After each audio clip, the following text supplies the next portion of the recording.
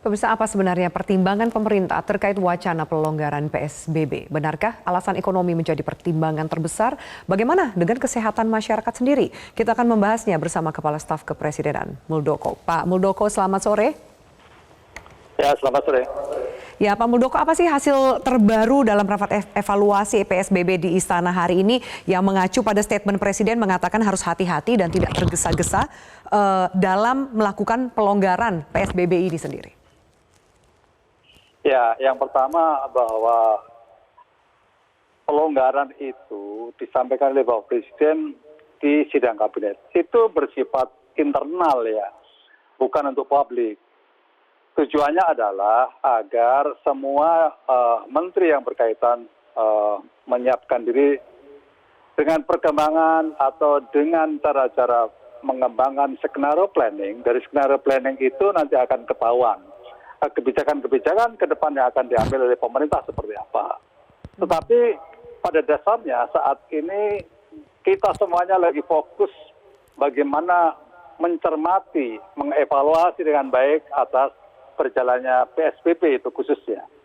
Apa-apa yang dilihat dalam perkembangan itu ya. Yang pertama adalah sejauh mana protokol kesehatan itu dijalankan sebaik-baiknya oleh masyarakat. Itu akan kita lihat karena ada daerah yang sudah mulai tidak disiplin, ada daerah yang sudah mulai mengurangi kewaspadaan dan seterusnya. Berikutnya kita lihat perkembangan kasusnya seperti apa, yang sembuh berapa, yang meninggal berapa, ya kasus yang baru datang berapa. Itu semuanya dievaluasi dengan sebaik-baiknya dari waktu ke waktu. Berikutnya kita juga melihat, mencari tahu apa yang menjadi penyebab dari sebuah kasus itu berkembang atau kenapa tidak bisa diturunkan dan seterusnya. Untuk itu ya memang sekali lagi bahwa wacana tentang pelonggaran itu bukan untuk publik, itu dikhususkan kepada seluruh anggota kabinet khususnya yang berkaitan dengan penanganan COVID ini.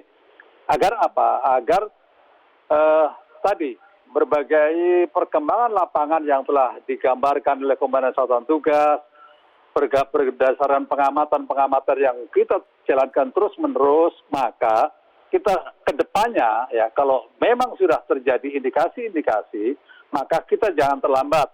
Mulai dari sekarang, perintahnya Presiden, supaya menyiapkan itu semuanya. Tetapi dengan catatan tadi, Pak Presiden diulang-ulang, hati-hati dengan pelonggaran, karena itu akan membawa konsekuensi kalau tidak dipertimbangkan secara detail. Jadi itu sebenarnya di situ. Untuk itu masyarakat tidak perlu bingung, masyarakat jangan bingung mensikapi ini karena pelonggaran belum dilakukan. Dalam waktu dekat akan dilakukan relaksasi seperti itu, Pak Muldoko? Betul, iya betul sekali. Pelonggaran belum dilaksanakan dalam waktu dekat. Ya, belum dilaksanakan dalam waktu dekat. Tadi itu garisnya Presiden kan sudah sangat jelas ya. Lihat 2 minggu ke depan, itu apa yang akan terjadi. Itu minimum ya, minimum 2 minggu ke depan harus kita cermati dengan baik. Jadi sekali lagi bahwa pelonggaran itu belum akan dilakukan dalam tempo yang cepat. Untuk itu para kepala daerah supaya tenang, masyarakat juga supaya tenang, gitu ya.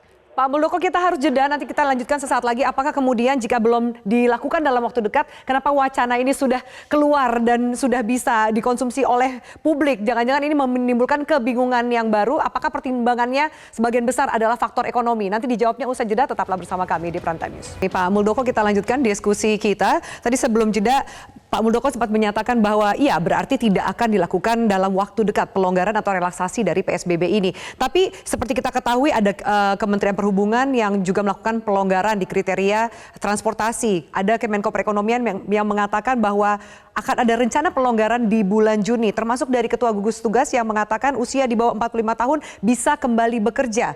Bukankah itu seakan-akan sudah ada persiapan menuju ke sana?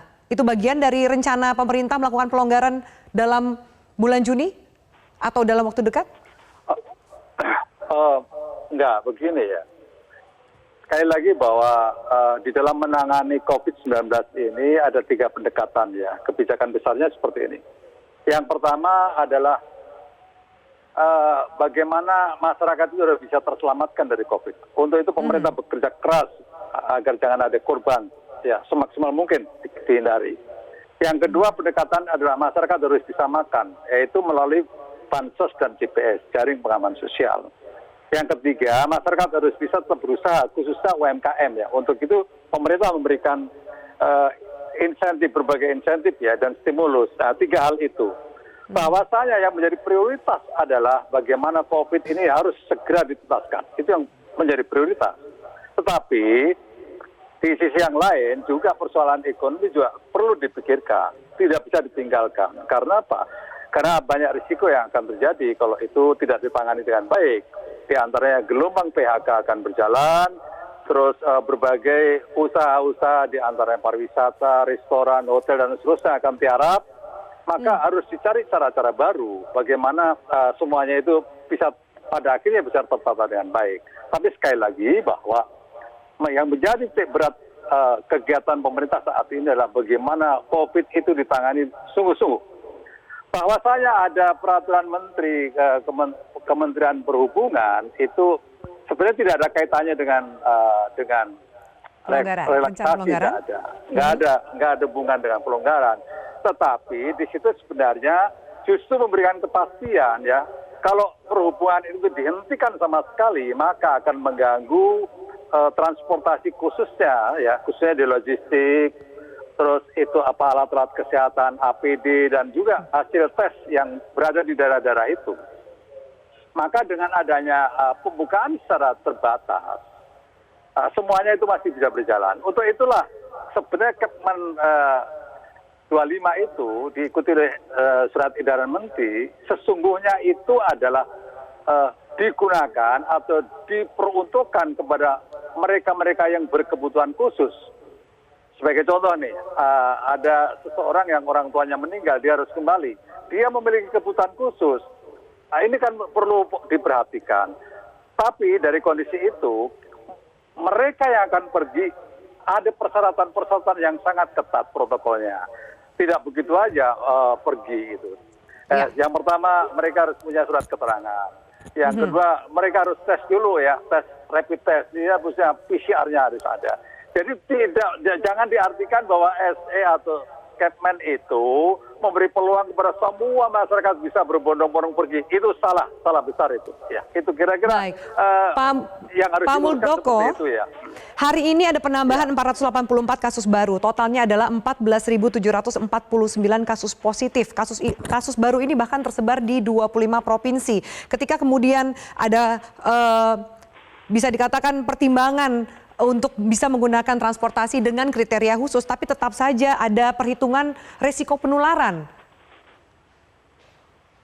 Justru itulah kan sudah disiapkan rencana-rencana sebelum dia berangkat.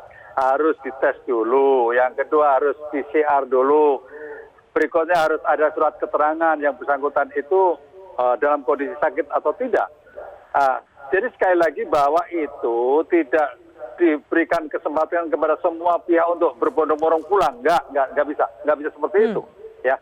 Batasan-batasan itulah yang akan menyaring seseorang akan pergi ke suatu tempat. Tapi juga saya perlu sampaikan bahwa di pesawat pun diatur dengan baik itu tempat duduknya. Tidak semua tempat kursi itu bisa diduduki, itu sudah ada aturannya.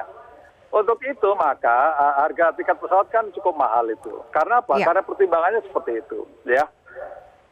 Baik, Pak Muldoko terima kasih banyak atas waktu dan keterangannya. Muldoko Kepala Staf Kepresidenan, berarti pelonggaran belum akan dilakukan dalam waktu dekat karena ada pertimbangan kesehatan, tapi juga tidak melupakan pertimbangan ekonomi itu sendiri. Baik, terima kasih Pak Muldoko atas waktu dan keterangannya di Prime Time News.